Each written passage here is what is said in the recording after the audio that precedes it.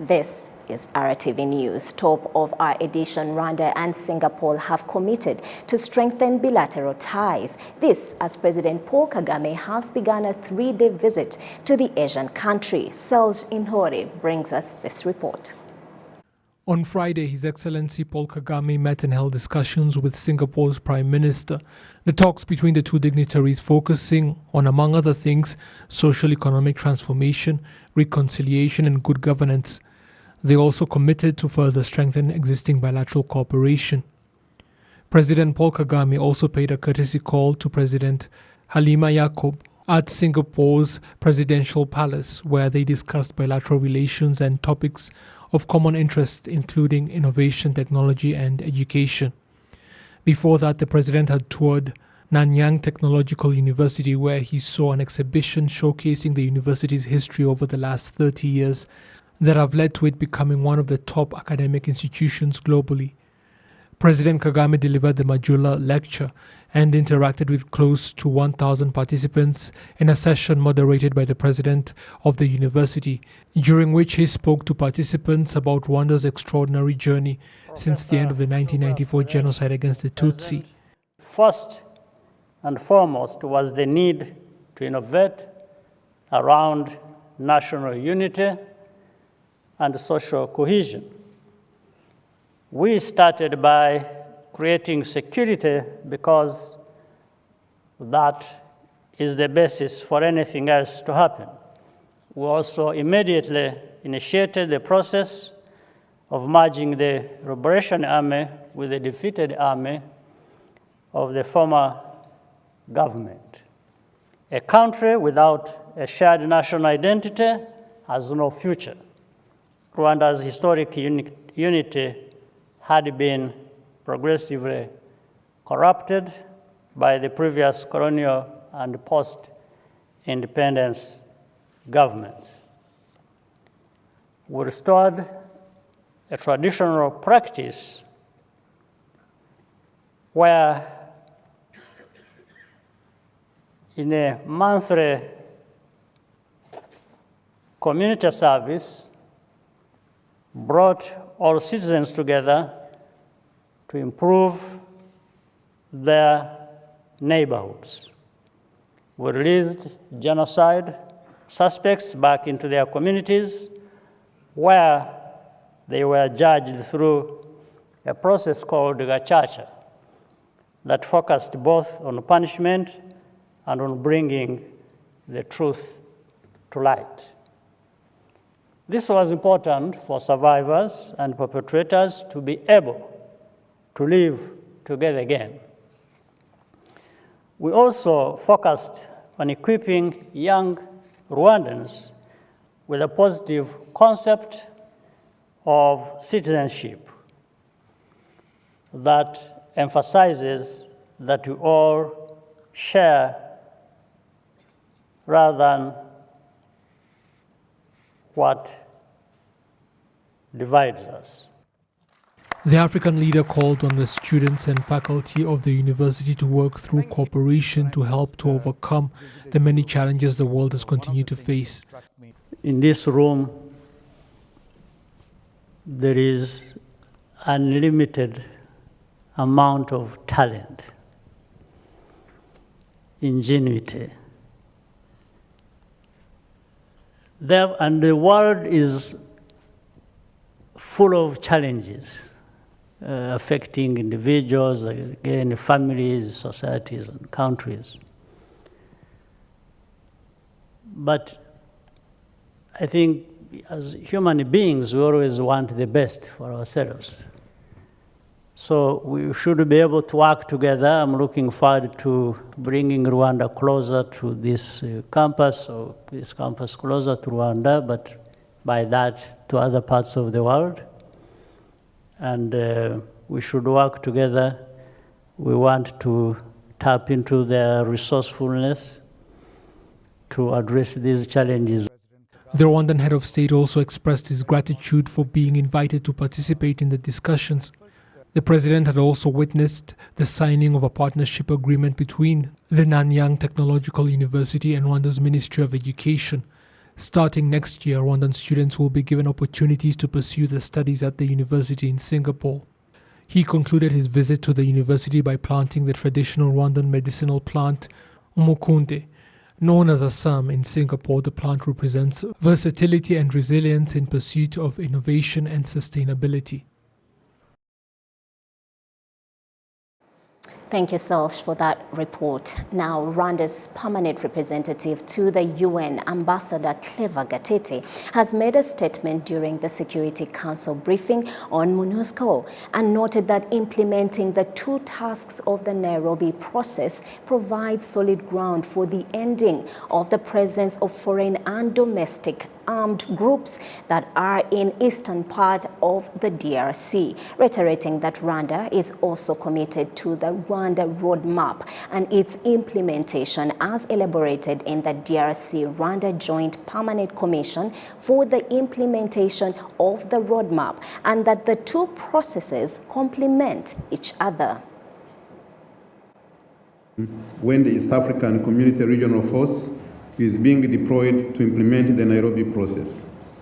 Implementing the two tracks of the Nairobi process provides solid ground for ending the presence of foreign and domestic armed groups in the eastern part of the DRC. Rwanda is also committed to the Rwanda roadmap and implementation as elaborated in the DRC-Rwanda Joint Permanent Commission for implementation of the roadmap. These two processes complement each other. Mr. President, with these two processes, we trust that a sustainable solution can be implemented. As His Excellency Paul Kagame, President of the Republic of Rwanda, said during UNGA 1777 general debate, I quote, "There is an urgent need to find the political will to finally address the root causes of instability in Eastern DRC. The blame game does not solve problems. These challenges are not insurmountable and solutions can be found," end quote. The ambassador also pointed out that the continued presence of terrorist groups like FDLR in the eastern DRC is a problem that cannot be ignored and hindrance to peace and security. FDLR and its splinter groups continue to pose a serious threat to Rwanda.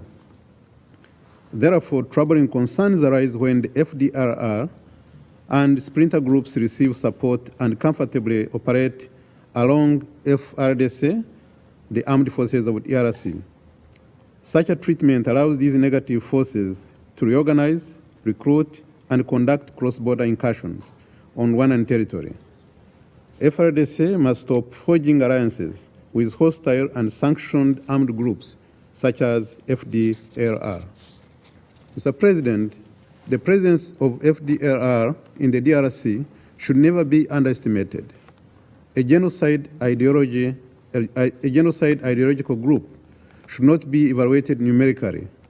No matter the size of FDLR, if the group can conduct cross-border attacks on Rwandan territory, inflict damage, kill people, and loot, it demonstrates that it is in a position to continually undermine Rwanda's security. Ambassador Clever Gatete denounced support rendered to FDLR by DRC's armed forces and stressed that such behavior is only making the problem worse. Moving on, the Prime Minister of Rwanda has met and held discussions with the CEO of Trademark East Africa, David Beer. The meeting focused on regional trade and economic development. Following his meeting with the Prime Minister, the CEO of Trademark East Africa noted on the organization's achievements in the country.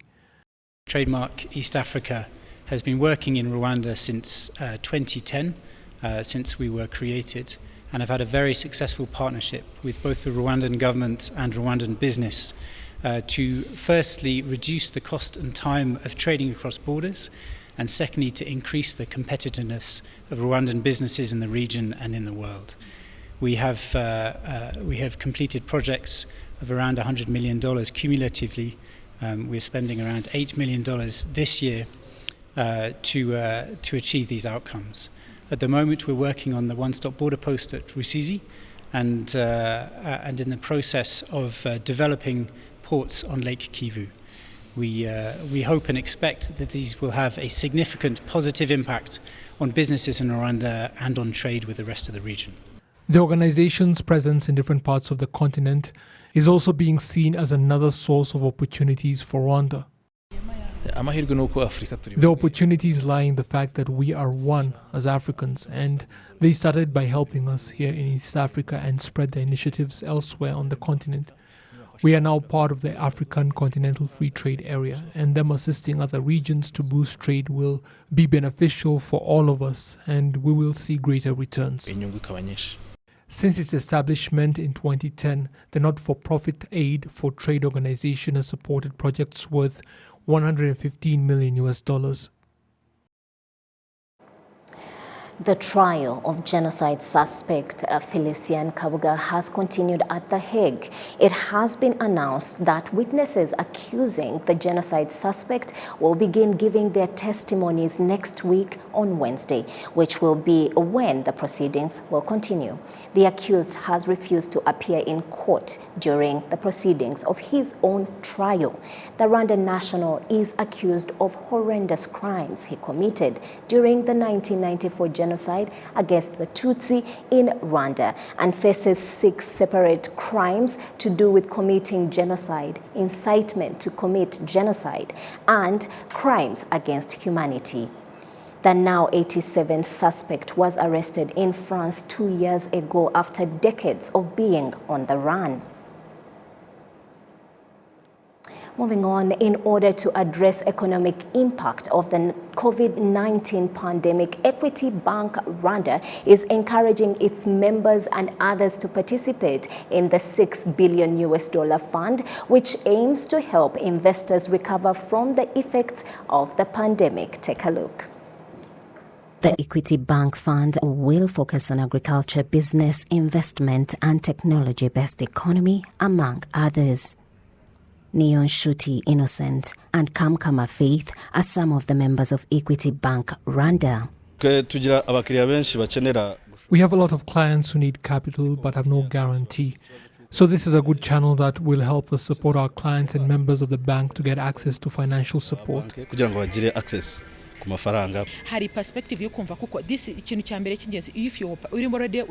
is in the perspective of looking at it in a way that someone is operational. That means they need support. This is something that businesses should welcome, and they should embrace the blessing and see how best to utilize it. It will also help with job creation among the Rwandan youth, which will help us increase capacity and self-sufficiency in our country.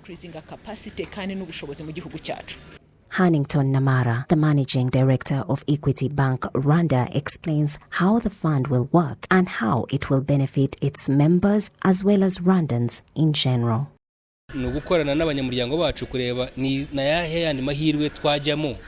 It is about working together with our people to identify what else we can do to serve and support businesses. A lot was affected by the COVID-19 pandemic. We are assessing what we can do to address the effects. It is a way to support those businesses most affected by the pandemic, but also to identify other gaps and how we can collaborate with our people to address them in order to facilitate the development of our country. It is about where we are coming from and also about the future, identifying the gaps. The bank encourages small and medium enterprises to take advantage of the fund of $6 billion in order to increase the capacity and productivity of their activities. Equity Bank has also launched a campaign called Ikaze mu Miryango to celebrate its more than 15 million members across the 7 countries where it operates and to encourage its customers and others to take advantage of Equity Bank's expanding market presence in East and Central Africa. Equity Bank started its operations in Rwanda in 2011 and now has 14 branches and 2,421 representatives throughout the country. This is still RTV News. Now, it's been 30 years since the Fred Hollows Foundation penetrated the global optic care industry. And on this ceremonious milestone, members of the foundation embark on the impact it has had in Rwanda during its tenure. Here's Precious Kirezi. Makilenga Sengiyumva, who is a resident of Gasabo district, depicts how the assistance and support she received from the Fred Hollow Foundation filled her with the hope that she could see again. I want to see foreigners coming to Rwanda for treatment. We've gotten used to there being some diseases that can be treated here. I thought blindness was something I had to get treated from abroad, but being attended to by Rwandan doctors who filled me with the hope that I could see again and stayed true to their word was astounding. The head of the ophthalmologist community in Rwanda has pointed out that there is adequate optic care in the country and urges those that have trouble seeing to seek medical assistance from health centers near them.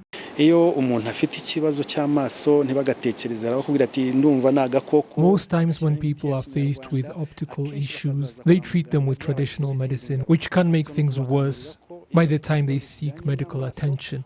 And that ought to be their first option. Health centers today have been equipped with people committed solely to optic healthcare.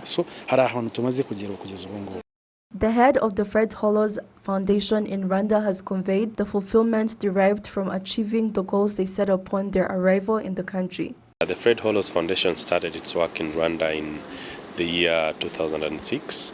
And over time, even now as we celebrate the 30 years of its existence, the Fred Hollows has been there since 1992. So that is 30 years.